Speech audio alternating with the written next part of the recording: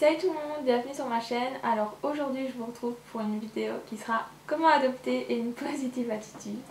Oui, hein, c'est une fille qui n'a pas la positive attitude qui dit ça, mais qui essaye de faire des efforts. Hein.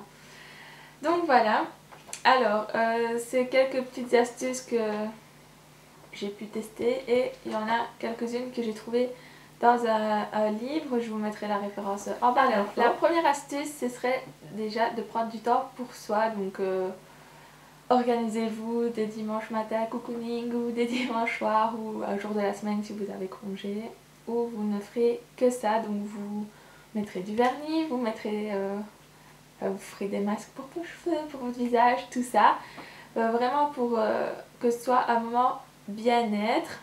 Et alors aussi vous pouvez penser à votre chérie, donc faire des moments bien-être à deux, donc des massages, etc. avec de l'huile ou même aller faire du shopping, je sais pas, ça dépend un petit peu comment vous voyez votre instant détente avec lui. La deuxième astuce c'est de réfléchir au positif et au négatif dans votre vie, donc c'est à dire que si vous arrivez à dégager ce qui va bien et ce qui va pas, normalement c'est pas trop difficile à faire, ben vous pourrez plus vous focaliser sur ce qui va pas afin d'essayer d'améliorer donc ce qui ne va pas bien sûr et donc et le positif, ben vu que c'est bon, on le garde comme ça, mais je pense que vous pouvez faire une petite liste de ce qui ne va pas. Par exemple, c'est bête, mais si vous n'aimez pas vos cheveux, vous pouvez mettre ça sur une liste, donc vous pourrez penser à soit prendre rendez-vous chez le coiffeur, soit faire une colo, soit peu importe, si ça va pas pour vous, bah, vous mettez ça. Si par exemple il y a une relation qui ne va pas avec une de vos amies qui a un problème que vous n'avez pas osé lui dire, bah, il faut le noter aussi et essayer de clarifier les choses avec elle, parce que quand il y a quelque chose qui va pas, ça vous tourmente vraiment beaucoup et donc ça fait que vous n'avez pas trop le moral. Enfin moi en tout cas, quand quelque chose qui va pas, je suis pas trop la personne qui va le dire, mais si on me pousse je vais réussir à le dire, et c'est vrai que lorsqu'on a dit ce qui va pas, on est quand même libéré. Donc la troisième chose ce serait évaluer son bien-être. Donc ça c'est ce que j'ai trouvé dans le cahier la méthode WIN je pense. Et alors donc il y a des petites notes sur 10 que vous pouvez vous mettre, donc c'est-à-dire par exemple l'activité physique, si vous en avez fait, si vous n'en avez pas fait, si vous en avez envie, votre estime de vous, qu'est-ce qu'il y a d'autre aussi, je regarde parce que j'ai des petites notes, il y a votre état d'esprit, vos pensées, votre sommeil, si vous êtes assez reposé ou pas, et votre motivation.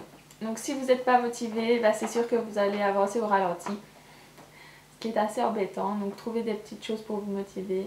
C'est pas mal. Et alors faites un petit topo des notes si vous voyez que ça va aux alentours de... Si en tout vous avez des 7, 8, 9 sur 10, c'est quand même pas mal. Mais si vous avez des 3, 4, 5, ben là il faut vous poser vraiment des questions et essayer de remédier à ça. Quatrième chose, c'est penser aux petits plaisirs qu'on pourrait s'offrir. Donc ciné, resto, avec le chéri bien sûr, ou alors avec vos copines ou vos amis tout simplement. Parce que si on pense à ce qu'on va avoir, ça va nous remonter un peu le moral. Donc par exemple si vous savez que la semaine prochaine, nous par exemple c'est nos 1 an, et ben si vous allez organiser une petite soirée, même vous n'êtes pas obligé d'aller quelque part, mais juste vous organisez une soirée chez vous, par exemple cuisiner ou faire un petit dîner aux bougies, je sais pas, quelque chose comme ça, ben ça va vous motiver, vous allez avoir envie d'être ce jour là et ça vous fera un petit peu oublier les pensées négatives qui peuvent vous traverser l'esprit. Cinquième conseil, ce serait de bien dormir. Donc il y a beaucoup de livres qui conseillent ça justement parce que ça permet à l'organisme de se régénérer. Donc c'est vrai que si vous dormez, ben, ça dépend aussi de votre métabolisme, mais il est conseillé de dormir plus ou moins 8 heures par nuit. Ça vous empêchera aussi de vieillir moins vite. C'est un bon conseil ça.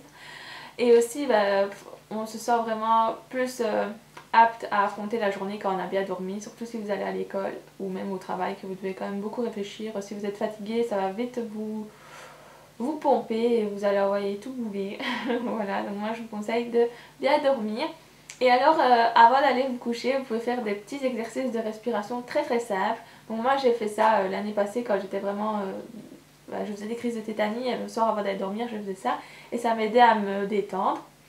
C'est tout simple, il suffit d'être allongé sur le dos, d'écarter un peu les mains, d'écarter un peu les pieds et de prendre une profonde inspiration et puis de tout relâcher comme ça. Donc vous inspirez par le nez et vous expirez par la bouche et je peux vous promettre que ça détend. Donc moi j'ai vraiment essayé ça et c'est vrai que, ou même des fois si je suis un peu anxieuse le soir, c'est l'exercice que je vais faire parce que c'est simple, ça prend quelques minutes et donc vous pouvez faire ça 3 ou 4 fois et donc voilà, après vous aurez une nuit bien.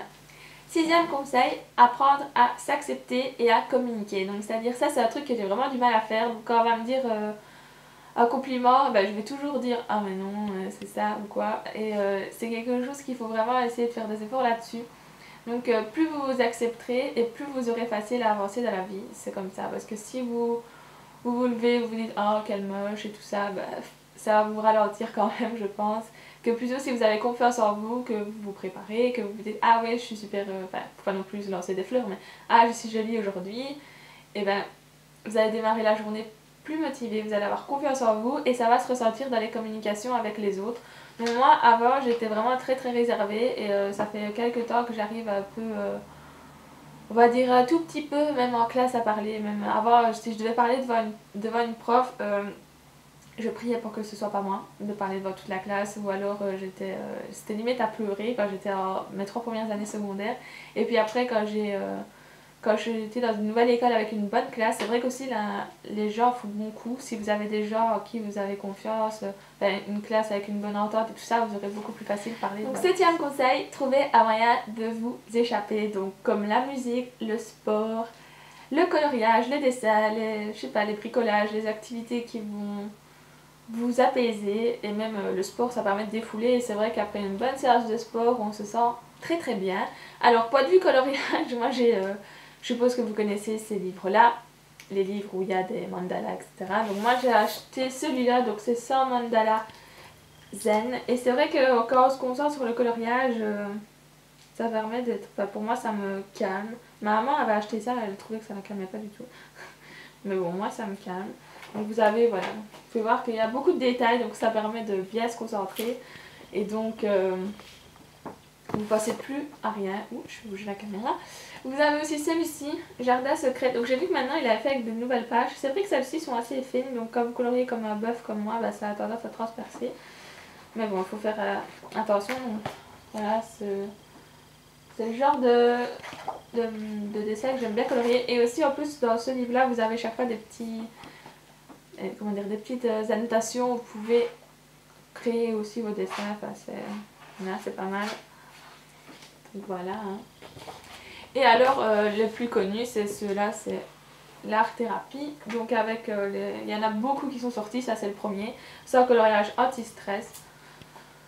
Donc voilà. Ils sont vraiment pas mal aussi ceux-là. Et ils sont plus ou moins aux alentours de 10-15 € le livre.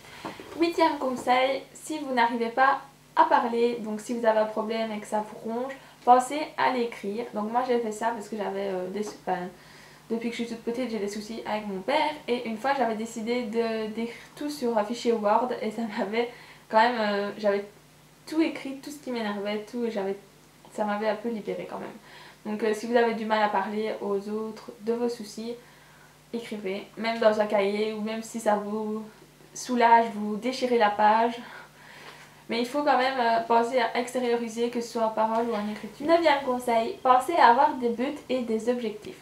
Donc si vous vous mettez des objectifs, vous allez être plus motivé à les atteindre forcément. Donc par exemple, comme objectif ce serait... je sais pas, je vais dire un bête truc, mais économiser 50 € par mois, objectif que je dois noter. Et ça va vous aider, après, vous vous dites, j'économise 50 € par mois pendant 4 mois, et après, je m'organise une journée shopping où je vais profiter pendant une journée. Et en plus, vous aurez votre objectif atteint, donc vous serez en même temps fier de vous parce que vous aurez réussi à faire ça. Le plus important, c'est le chemin à parcourir pour atteindre l'objectif. Parce que quand tu as atteint l'objectif, tu as un sentiment de fierté, mais c'est éphémère, tu vois. Alors que quand tu trimes pour atteindre ton objectif, ben, c'est tout le chemin qui est intéressant, tu vois. C'est comme les séducteurs, comme Don Juan, il va s'amuser à séduire les femmes, mais une fois qu'il aura les femmes, il s'en foutra, tu vois, limite. C'est vraiment le chemin de la séduction qui l'intéresse, c'est le chemin vers l'objectif, le désir d'accomplir l'objectif, tu vois, qui est intéressant, et non l'objectif, la finalité en elle-même. Tu comprends? C'est trop. Et le 10e conseil, qui sera le dernier, c'est de vous aimer parce que c'est hyper important. Donc apprenez encore, je vous l'ai dit tout à l'heure, mais à accepter des compliments. Ça fera en sorte de mettre en valeur vos atouts et donc vous serez, comment dire, les conseils des autres, des fois il faut pas les écouter. Enfin, ça dépend de qui ça vient. Si ça vient de quelqu'un de votre famille qui tient à vous, qui vous aime, ou même de même. La première personne moi à qui je pense, c'est à Logan. Il faut apprendre à accepter les compliments. Ça c'est vraiment un truc qui peut vous booster le moral, un truc de dingue. Parce que voilà, ça sert à rien de toujours, pardonnez-moi, mais envoyer chier la personne qui vous l'a dit. Parce que ça va vous permettre de vous sentir belle et bien dans votre peau. Donc voilà, c'était mes petits conseils pour avoir une positive attitude. C'est des conseils hyper simples à avoir.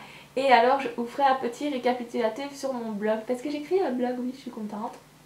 Et alors donc, comme ça vous aurez plus facile si vous voulez vraiment avoir une genre de synthèse, des points.